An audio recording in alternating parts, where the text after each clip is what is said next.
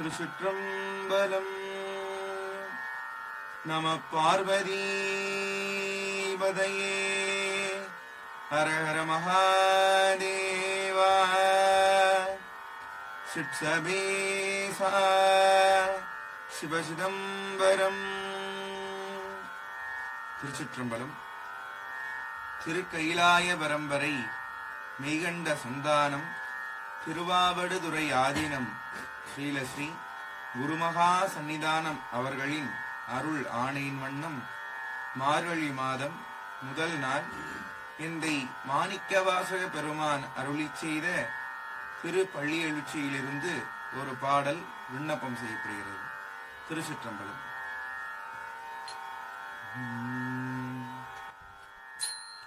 போற்றி என்பாய் முதலாகிய பொருளே புலர்ந்தது பூங்கழற்கு இணை துணை மலர் கொண்டு ஏற்றில் திருமுகத்து எமக்கருள் மலரும் எழில் நகை கொண்டு திருவடி தோழுகோ தேற்றிதழ் கமலங்கள் மலரும் தழ்வயல் சூழ் திருப்பெரும் தூரை ஊரை சிவபெருமானி ஏற்றுயர் கோடி உடையாய் எனை உடையாய் எம்பெருமான் பள்ளி எழுந்து அருளாயே.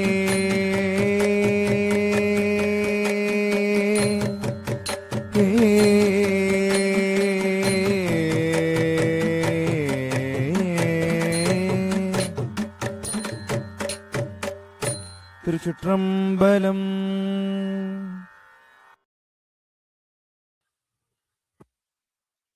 Chitrambalam.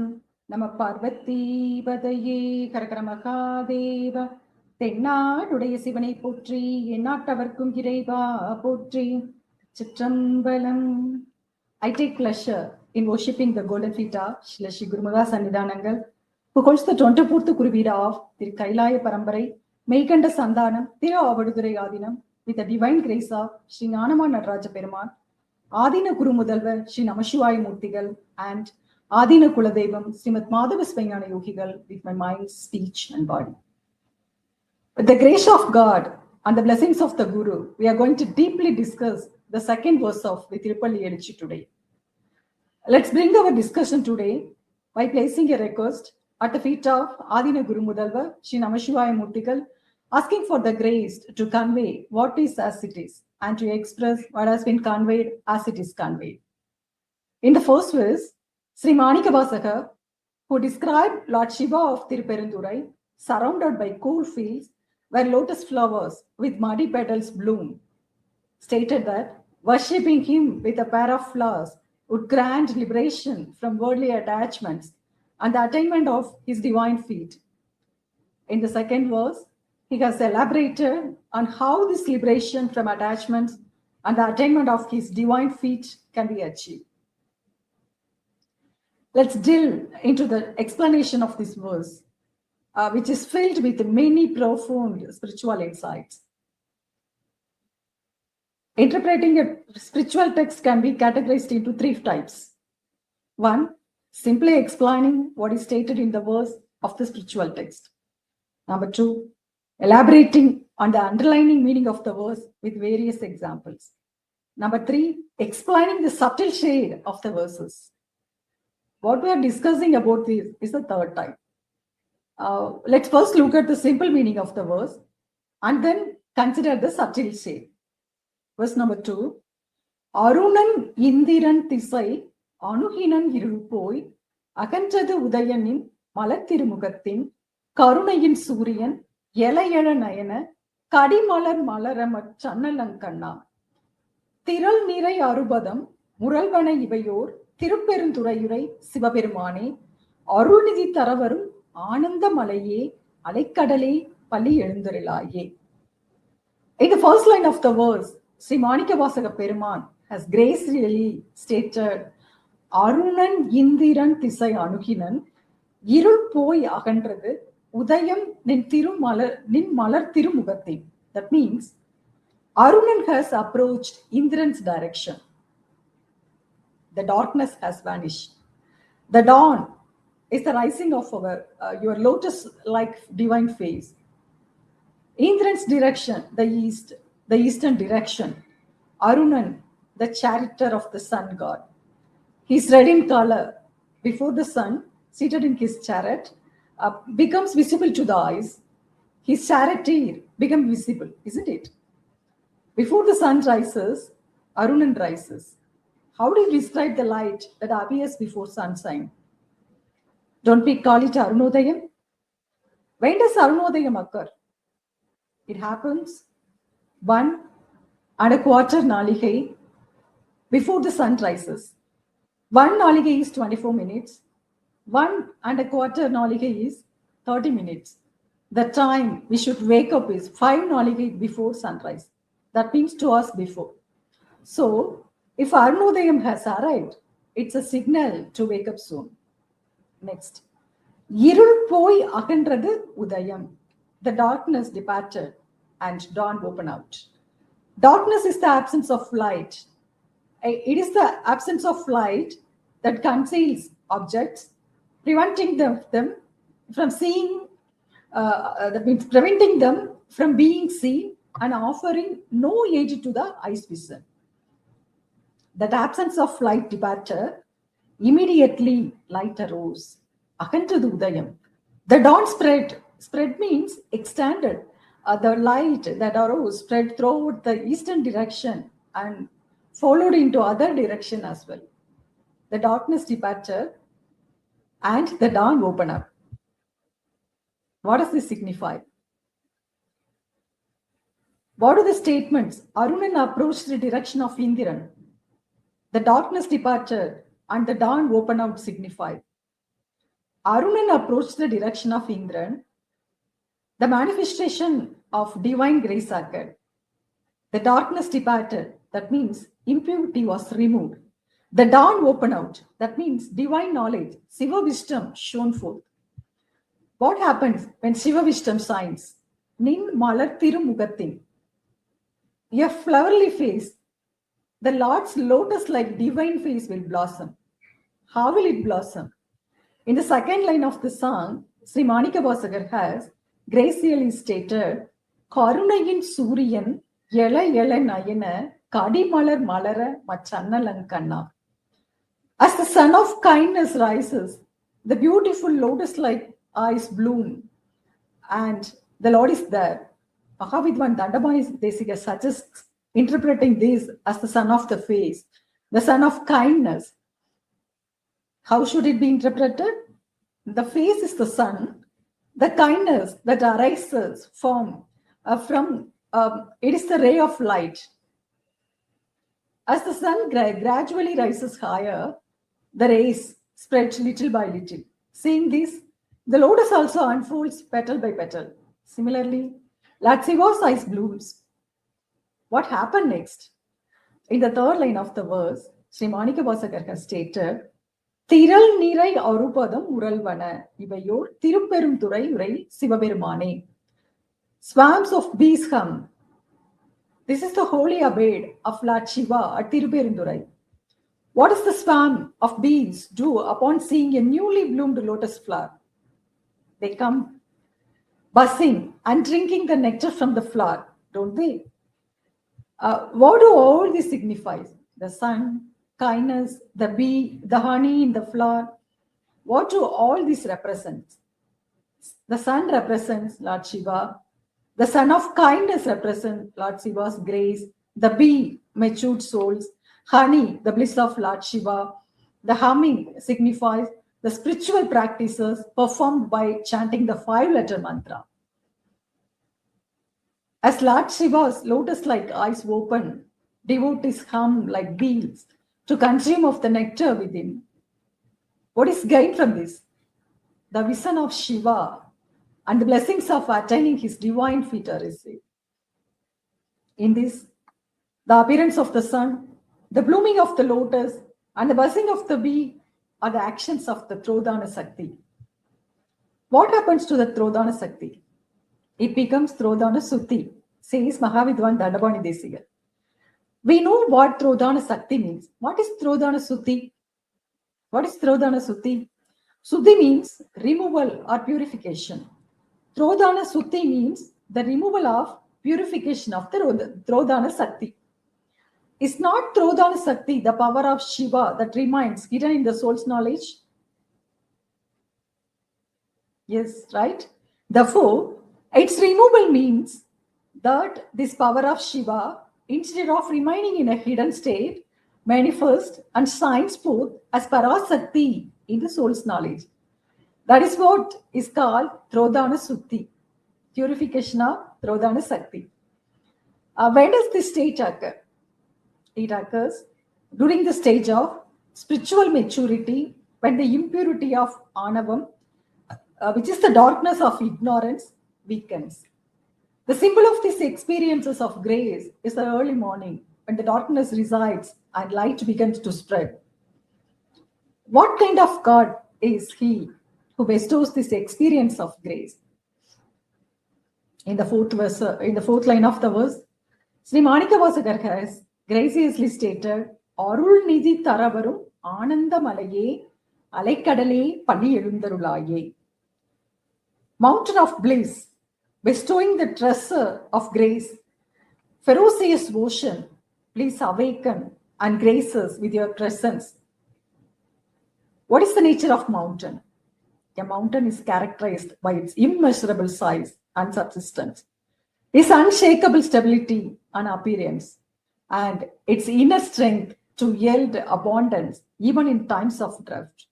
So, Sri Manikavasagar, wishing to metaphorically represent God as a mountain, did not want to perceive God as a mountain with varying characteristics at different times, but rather as a mountain of eternal bliss, always bestowing joy. And thus he said, mountain of bliss. Ananda means bliss. What is this mountain that bestows inexhaustible bliss give? It is the mountain of bliss that bestows the treasure of grace and the ferocious ocean. It possesses immeasurable expanse and depth and the greatness of containing many rare and precious things. Thus, God's awakening from sleep signifies a transformation of being in the form of Trodana Sakti to manifesting as the power of grace, the supreme power of Parasakti. What would that experience be like when the power of Trodhanam transfer into the power of grace? It would be like the experience of Sri Manikavasagar, who served as the chief minister Brahmaraya to the Pandyan king. What was Manikavasagar's experience like? In the book titled Sri Manikavasagar Allathu Neethar Perumai by Sivakavimani C.K.S. Ayya, released from Thiruvavaduthurai Adheenam, has beautifully explained that experience. What would that experience be like? Due to the effects of past karma, Thiruvavaduthirai, who held a high position in worldly affairs, gained knowledge through research into the nature of soul. After we born to this world, after we born into this world, will all these worldly matters cease with the death of this body, or will they continue afterward? What is the nature of the soul that inhabits this body, controlling and experiencing through the body and its difficulties and its facilities?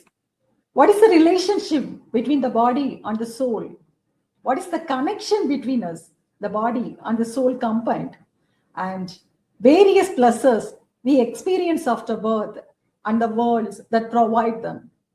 What are the nature of the facilities that provides us with these experiences? How do all these things came to us? All sorts of thoughts like this. We cannot unite the body and the senses ourselves. The senses are also devoid of intelligence. They cannot find us and unite with us. So, whose action is that causes the soul to enter the body? We born into the world, eat, sleep, and move unclothed. Is there someone who performs all these actions? If so, what is his nature?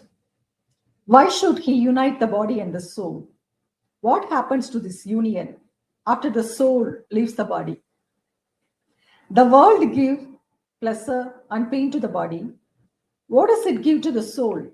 He wondered whether what we get in the end will be happiness or sadness. All the pleasures that appear in the world are miserable and ultimately turn into suffering. Where is the inflexible pleasure? He investigated how to attain it. The Vedas stated that the bliss of liberation is that visible joy, and that it is attained only by the true devotees who have received the grace of Shiva. Parambarai understood that God would come as Guru and impart knowledge only to those exalted souls who have experienced divine grace. He realized that trying to understand these thoughts, his own intellectual inquiry was like trying to cross the ocean by swimming with his hands. He understood that, like a boat that helps to cross the ocean, the Guru would dispel ignorance, enlighten us about ourselves, reveal himself, and bestow eternal bliss. A strong desire to attain such a true Guru arose within him. He searched, wondering, when will the souls trapped in the vast ocean of birth and death, suffering through repeated cycles of dying and being reborn, realize the truth, break free, and attain liberation by beholding the golden feet of the true one? Where, when, and how will I find the true Guru, the kind guide who will show me the path to attain this state? At the same time, the task of purchasing horses for the Pandyan cavalry fell to him, requiring him to travel to the eastern seaport. While on the way, as he approached Thirupalliyeluchi, a strange, inexplicable joy arose in Brahmarai's heart. An inner feeling arose within him that his true spiritual master resides here. He reached Thirupalliyeluchi. His two hands instinctively came together above his head. Tears of joy flowed from his eyes. He was then that the fourth stage of divine grace, Satinipath, descended upon him. Having attained the fourth state of Satinibada and reached Thirupalliyeluchi, the Swamiji heard the sound of the Sivagama chanted by his devotees in an oasis there. He inquired about it through his attendants and learned what it was. He hurried there. There stood a Kurunda tree, resembling the banyan tree under which Lord Shiva sat. Beneath it, the Vedas were being recited on one side, the true Sivagamas on other, and the Puranas and religious treatises on yet other sides.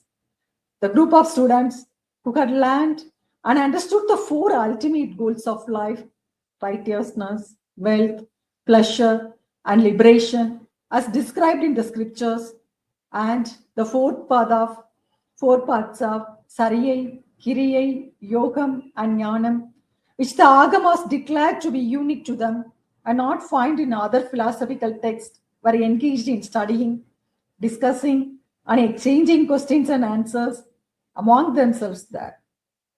Devotees skilled in Sariyai, sons engaged in Kriya practices, companions knowledgeable in Siva Yoga, and enlightened teachers who empowered divine wisdom flourished and shone brightly.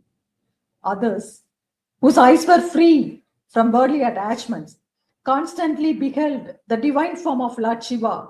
Consequently, worldly objects did not appear to their eyes, and they were seen and knowing as ascetics who, though possessing eyes, wandered about as if blind. Do you know what their way of life is like? A single loincloth is their attire. Alms received in their hands was their food. Devotees of Siva are their relatives. Rudraksha beads are their ornaments. Sleeping on the bare ground. In a time without day or night, in a place without beginning, middle, or end. They experience bliss in a state of sleepless sleep. While great sages, siddhas, and enlightened being were seated there, amidst them, beneath that vast Kurunda tree, like the full moon shining brightly, surrounded by stars in the middle of the sky, one divine being, in a form of radiant light, has manifested himself as the revered master who solves the bonds of attachment and bestows liberation. Do you know what is his pure form was like? It shone and radiated like flawless, luminous flower, in the same manner as pure gold. His holy golden lotus feet, which bestows grace upon devotees and grant bliss to the true followers, descended upon the earth, displaying his glorious anklets. Of those two holy feet, the left foot was planted on the ground, and the right foot was folded and placed upon it. In his left hand, he held a book. Do you know what book it was? It was the holy text called Sivanyana Bodham. To illustrate its true meaning, the right hand was displaying Chinmudra, and the beautiful chest, adorned with a garland of fragrant flowers, the holy white ash shone brightly. The nine-stranded holy thread resembled a small snake lying in the white ash. A beautiful Rudraksha beads, necklaces adorned the necks, arms, and chest. Matching earrings graced both ears. A captivating smile appeared on the lips. Upon first sight, his two compensated eyes, which possess the power of grand liberation from karma to all who behold him, shone with divine grace. The holy ash applied to his forehead, arranged in 3 layers resembling crescent moon, appeared splendid. The hair was tied up. He realized through a divine intimation that the form of the Lord who performs the dance of bliss in Chidambaram and the holy form of the first Guru who imparted wisdom while seated beneath the banyan tree were intent the very form of the deity enshrined here. He fell at his feet like a tree uprooted from its base. That's the experience we get when the Trodhana Sakti turns into Arut Shakti. The text of Thiruvarutpayan also states that the state of divine grace will be similar. I conclude the second verse of Thiruppalliyeluchi by placing a request at the feet of Sri Guru Maha Sannidhanam, asking for the grace to be bestowed upon us so that we too may experience such a blissful in this very birth. See you tomorrow with the third verse. Siva Siva Thiruchitrambalam.